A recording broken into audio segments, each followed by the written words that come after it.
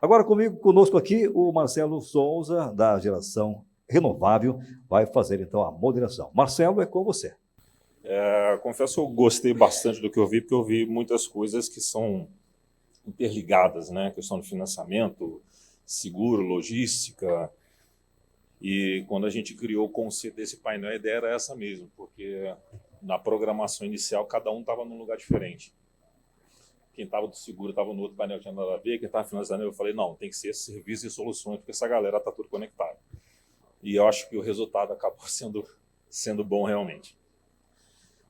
Para quem me conhece, não sei quem estava aqui de manhã, né, eu costumo ser cutucar um pouco nas perguntas e provocar bastante. Eu vou começar pela galera do financiamento. O que está acontecendo que impacta diretamente na questão do financiamento de uma maneira geral? Está faltando dinheiro no mercado, entre aspas. Na verdade, você tem excesso de liquidez no mundo, você tem inflação aumentando, você tem governos aumentando taxas de juros em vários países, então o pessoal de muito dinheiro não necessariamente ele está querendo mover dinheiro de maneira muito fácil. Quando você traz isso para o Brasil, você tem um volume de dinheiro no Brasil. O volume é aquele. Estima-se hoje que é cerca de 40 a 50 bilhões de reais, volume de crédito. Você vai financiar carro, você vai obter um empréstimo, não importa o que seja. Então, aí concorre o solar também. Então, a capacidade de financiar, ela está muito atrelada à capacidade de que quem retém o dinheiro está disposto a botar o dinheiro no mercado. Essa semana, enquanto esse congresso acontece, nós vamos ter o resultado da nova reunião do Copom, onde já se espera que a taxa de juros aumente para 12,75%. Vai chegar uma determinada situação que o cara investe no título do governo, ele vai ganhar mais do que no financiamento. Se ele injetar dinheiro numa empresa para obter capital e fazer financiamento, numa fintech, ou seja lá o que for. Então, isso tira dinheiro do mercado. Um outro ponto que está acontecendo, que foi abordado aqui um pouco indiretamente, que é a questão da inadimplência. O Hugo abordou a inadimplência do ponto de vista dos problemas de produtos. Você tem um problema e aí você tem um defeito e aquele cara não tem aquela economia, ele pode se tornar inadimplente. Mas, de uma maneira geral, está acontecendo um cenário de inadimplência pelo contexto econômico como um todo. Semana passada, o Banco Santander ele divulgou o balanço dele do primeiro trimestre desse ano, aonde disparou o nível de inadimplência em pessoas físicas. Por que eu estou fazendo esse comentário especificamente? O Santander é um dos principais financiadores de solar do país. Disparou em pessoa física, isso inclui solar. O efeito prático disso. O efeito prático é que, disparou, ele vai analisar com um certo carinho, porque banco não perde dinheiro. Ele vai começar a analisar com certo carinho essa questão de liberar dinheiro, ele vai ser mais restritivo na análise de crédito, ele pode até tentar entender o porquê da inadimplência, se é só uma questão de que a pessoa não teve capital, pode ser uma questão que, eu tenho um sistema solar e não consegui pagar porque o sistema parou, minha conta aumentou, ou seja, quais são os fatores? Mas o banco normalmente ele não entra nesse nível de detalhe, ele simplesmente age de maneira muito racional. A inadimplência aumentou, eu vou ser mais restritivo na análise do crédito e vou diminuir a quantidade de dinheiro para esse público. E aí afeta diretamente, no caso pessoa física, quem? Microgeração. Então, um sistema de microgeração. Então, há uma possibilidade significativa de vir a ter uma restrição de capital para financiamento ao longo de 2022, talvez possa resvalar para 2023 em relação à microgeração. E aí vem a minha primeira pergunta. Entendi aqui a plataforma de vocês, o que vocês fazem. Tá? Mas uma coisa há uma projeção de, por um lado, uma explosão do tamanho do mercado de solar, em que, pelo número que foi falado aqui, eu não me recordo se foi o Hugo, se foi a Jéssica, cerca de 60% disso vem de financiamento, acho que foi o Hugo que falou, né? 60% disso vem de financiamento, então vou ter uma explosão no mercado, e 60% disso ele se realiza porque houve um financiamento. Significa que eu preciso ter alguém injetando dinheiro para financiar. E do outro lado, eu tenho uma possibilidade de reduzir esse capital. E aí, como é que essa conta fecha? Qual é a projeção que está acontecendo?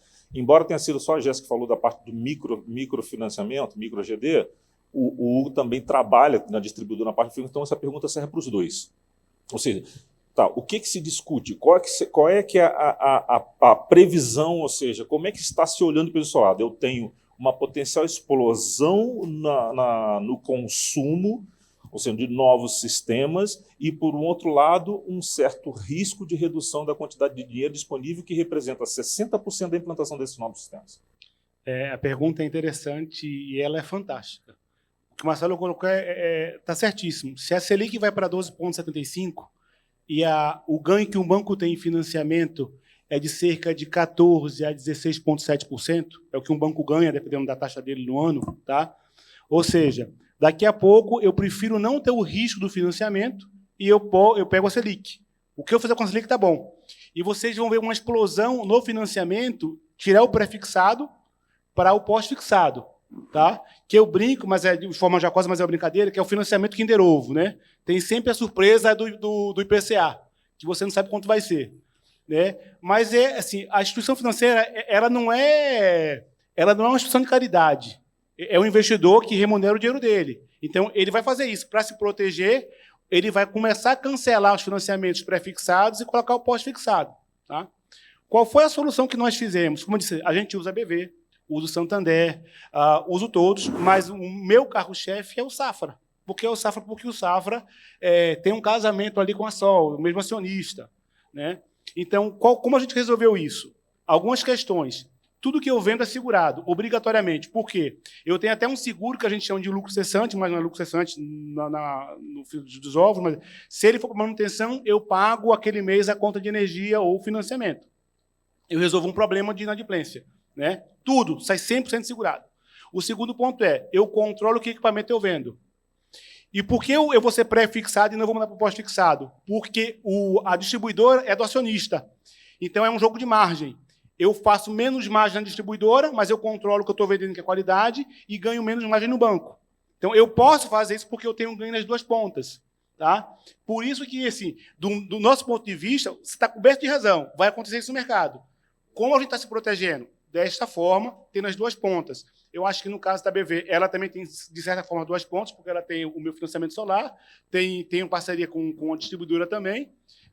Aí a estratégia dele não sei como vai ser, mas a nossa, para mitigar, a gente fez isso. Seguro obrigatório, 100%, controla a qualidade do equipamento que está vendendo, e eu tenho as duas pontas, o financiamento e a distribuição, então eu consigo controlar a minha perda para manter o pré-fixado. Tenham certeza, com esse cenário, aumentando a inadimplência, aumentando o Selic, vocês vão ver daqui a 3 meses todo e qualquer financiamento cancelar para fixado ou ir para a taxa de 1,6, 1,7. É o que vai acontecer no mercado. Bom, falando um pouquinho do nosso cenário, nós trabalhamos atualmente com taxas fixas. Da primeira até a última parcela do cliente, ele sabe exatamente o quanto ele vai pagar. Nós, inclusive, temos excelentes projeções para os próximos meses referente a crescimento. Estamos investindo muito em questão de sistêmica, em questão de mercado como um todo, para trazer, como eu coloquei até para vocês, em questão do Nordeste, hoje o explorado é 1% do que realmente tem como capacidade de entrega. Então, o financiamento como aliado do cliente, ele realmente democratiza a energia solar, que em alguns momentos ela é realmente pouco visada pelo cliente final. Então, o parceiro integrador hoje, ele tem um papel fundamental dentro dessa democratização, juntamente com nós, com todos nós que estamos aqui, que estamos indo em prol do mesmo objetivo. Falando um pouco sobre análise de crédito, óbvio que existem todas as análises que o banco efetua para entender o perfil desse cliente, né, e com base nisso existem sim as taxas de juros, mas nada abusivo, tudo totalmente competitivo no mercado. O cliente sabe exatamente o que ele está pagando, ele tem isso dentro de contrato, tem dentro de termos que ele assina e que são, sim, totalmente esclarecidos. O cliente hoje não fica no escuro quanto a nada.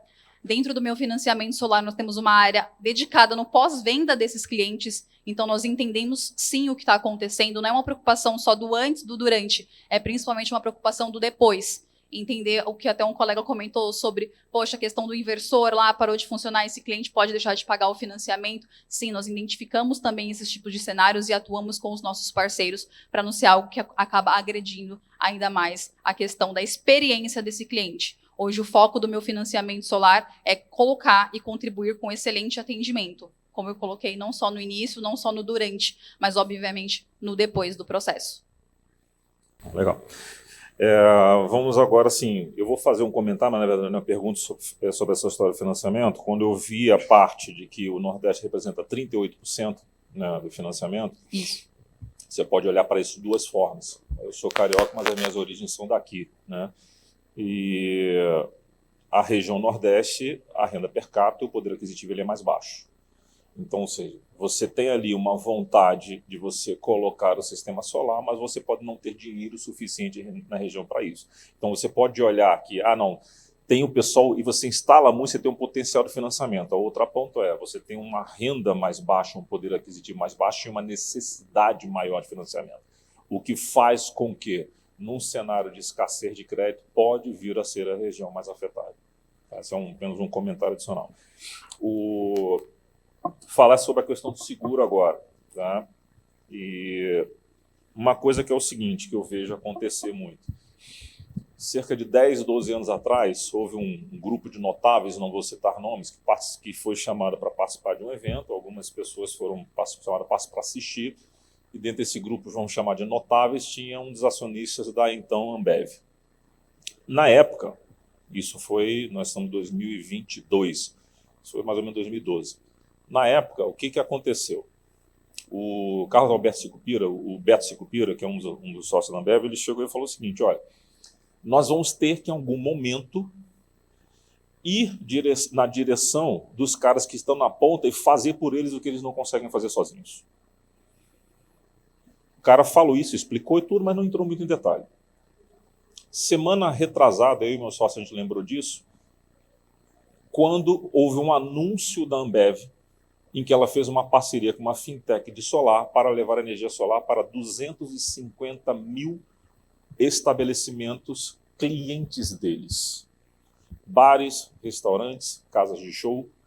Ou seja, aí foi uma conversa que começou 10 anos atrás. Que é você ir na direção do cara que está na ponta, o seguinte: em algum momento esse cara que está na ponta, ele não vai conseguir viver sozinho. Se eu que estou aqui, eu não fizer alguma coisa para esse cara que está na ponta, eu vou perder o meu cliente e eu vou morrer também. Porque se o cara morrer, eu morro. A ponto de você fazer uma parceria para entregar energia solar. Isso vale para tudo. Na hora que você faz um paralelo com o nosso setor de solar, você entende o seguinte: quem que é o equivalente ao bar, ao restaurante, à casa de show? É o integrador. Se o integrador morrer, acabou meu financiamento solar, acabou o Sol Copérnico, acabou o FIAN, acabou o Eletro, acabou tudo. O integrador morreu, aqui morreu. Tá? Isso faz com que, eu tenho que fazer um seguro, mas eu tenho que fazer um seguro se você, como o Hugo bem explicou, se o seguro você tem um impacto da parte da qualidade do produto, aí a qualidade do produto impacta no financiamento, e aí impacta no financiamento, impacta também na questão do seguro. Você vê como é que as coisas são todas interligadas, né? Então, de certa forma, o que eu particularmente não vejo muito acontecer? Uma mobilização para o seguinte: dar o suporte e o apoio correto ao integrador para que toda a cadeia que está atrás ela consiga permanecer de pé no longo prazo. Então, não estamos falando de um jogo de curto prazo. Você vê que o movimento que a Ambev fez 2 semanas atrás começou 10 anos atrás. Nós não estamos falando de uma brincadeira de curto prazo. E aí, do ponto de vista de seguro, quando você fala de sinistro, você tem muita coisa de qualidade de instalação, né? Então, assim, o que se faz nessa direção de tentar preparar melhor o integrador, até para evitar um risco para o próprio negócio da seguradora? Ou seja, o que há de movimento, isso impacta, isso de certa forma envolve seguro também, financiamento também, o que há de movimento para se fazer o seguinte: precisamos preparar melhor a galera que está lá na ponta para fazê-los sobreviver, porque a sobrevivência deles representa a nossa sobrevivência futura. A gente pode estar nadando de braçada hoje, mas não significa que daqui a 5 anos estaremos da mesma forma, daqui a 10 anos estaremos da mesma forma, se o pessoal que está na ponta não conseguir subsistir, não conseguir sobreviver. O que tem sido feito na ponta para mitigar o risco do ponto de vista de seguro? Posso responder, Marcelo? Pode. Nada. Não, mas uma iniciativa da Eletron, tá? A Electron é associada tanto à BGD, a Absolar e a MSL, e foi levado para essas instituições a proposta de criar um grupo de estudo. Um grupo de trabalho a respeito do tema de seguro. Normalmente já tem de financiamento, de projeto, de homologação, e a gente propôs isso. Então, a gente está muito disponível para falar sobre isso para o mercado. O fato de eu estar aqui hoje tem muito a ver com isso, né? Tem muito a ver com isso. É claro que existe a necessidade de contato, de tração, de venda, mas, acima de tudo, de informação. Então, contem com a Electron.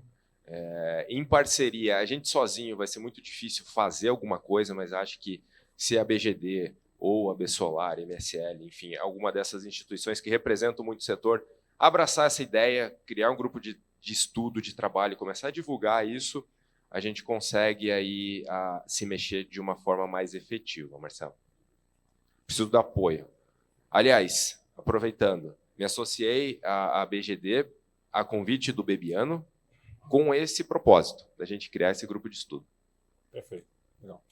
Bom, tempo nosso, tá? A gente tem um outro painel, vai começar aqui, por acaso eu também vou moderar, mas para não deixar em branco a logística, eu estava até fazendo as contas no dedo aqui agora, 4 de maio, 8 meses e 3 dias. 8 meses e 3 dias, vira a chave do novo marco legal da GD, 7 de janeiro de 23. Está uma bagunça de logística. Você olha aquele no mapa, no LinkedIn, aquelas fotos, todo mundo de pautinho vermelho, navios estacionados, né? Imagina assim, se eu sou carioca, se fosse no Rio de Janeiro, um monte de flanelinha, estaciona aqui, R$10, R$10. Então, assim, aquela bagunça toda para sair de produto da China, toda essa confusão. Então, exatamente o cenário. Mercado bombando no Brasil, necessidade de produto, uma bagunça logística, cronômetro, taxímetro, ligou. 8 meses e 3 dias. Se você tem 90 dias, qualquer pedido a partir de agora, já comeu mais 3 meses desses 8 meses e 3 dias. Então, essa é a janela que o mercado tem para tentar fazer o máximo possível de negócios com o máximo benefício da lei. Com o máximo possível de negócios, inclusive do ponto de vista logístico. E aí, qual que está se prevendo com relação a isso? Essa bagunça, e é isso? Dá para dizer alguma coisa? Tem que combinar com o coronavírus antes? Como é que funciona isso? Bom, o preço vai subir, tá? Infelizmente. Não trago boas notícias, porque não é só o Brasil que está muito aquecido, né, pessoal? A própria Europa, com toda a situação que eles vivem lá de guerra da Ucrânia, os bancos europeus abriram muito crédito para todos os países da Europa investir em energia renovável. A Europa usa muito do gás natural russo, do petróleo, e eles querem diminuir essa dependência da Rússia. Então, hoje lá na Europa, qualquer país, Portugal, Espanha, todos os países estão com uma taxa de crédito disponível para investimento em energia solar. Nós aqui também, e a fábrica continua sendo a China, né? A China acaba abastecendo praticamente o planeta todo, e a China passa por uma grave situação do Covid agora. Eu sei, porque eu pego informações de fontes confiáveis, pessoal. Eu tenho um funcionário lá, tenho apartamento lá, tenho visto de residente lá na China, porque às vezes vem alguma informação que a gente fica na dúvida se é verdadeiro ou não. Eu posso afirmar a vocês que eles vivem uma crise muito grave lá do Covid. A situação lá, em função do governo chinês, eles mantêm a tolerância zero, ou seja, se alguém é contaminado, para tudo, ninguém entra, ninguém sai. Então, a taxa de mortalidade está baixa, a taxa de vacinação está alta, mas o governo chinês cisma em manter a mesma tática que eles usaram desde o início da pandemia até agora. E isso tem causado um reflexo muito negativo nas cadeias logísticas globais. Para vocês terem ideia, até por dimensão, se a gente pegar o porto de Xangai, né, que é um porto dos maiores do mundo lá na China, a gente junta todos os portos do Brasil, todos, Itajaí, Santos, Paranaguá, Pecém, Itaqui, junta todos, não dá a movimentação de um único porto da China. Então, imaginem um porto desse parado, sem poder entrar e sair caminhão, sem o estivador poder ir trabalhar. todo reflexo que isso causa na logística mundial. É o maior garrafamento de navios da história da humanidade. Nesse momento agora, são mais de 400 embarcações que estão esperando para conseguir atracar no porto e não conseguem em função de todo o engarrafamento que está acontecendo. E aí o reflexo disso é o quê? A companhia marítima diminuiu a oferta de navios para a costa asiática em 40%, porque não adianta mandar navio para lá para ficar parado, o custo de uma embarcação é absurdo. Quando passar esse momento de que a China voltar novamente a produzir, vai voltar com muita força, e aí até o navio voltar lá e o ciclo voltar a girar de novo, tem um efeito aí de oferta e demanda, vai faltar navio, e aí a tendência é que o frete internacional aumente. O frete internacional aumentando impacta diretamente no custo do nosso material, que todo ele é usado, inclusive, para a base de cálculo de impostos aqui no Brasil. Então, é um momento que fiquem muito atentos, conversem com o distribuidor de vocês, ou se vocês importam, conversem com o fabricante, tentem estar atualizados com a situação real que está acontecendo, para tentar dar um passo na frente do problema. Então, se a gente tem essa informação de que o preço pode subir, de que a situação está complicada, vamos tentar trabalhar com talvez um estoque, talvez fazer uma compra já programada, talvez tentar mitigar, então, os impactos que essa logística certamente vai trazer para nós aí para o segundo semestre. Perfeito. Obrigado, Mauro, Radamés, Jéssica, Hugo. Obrigado a todos.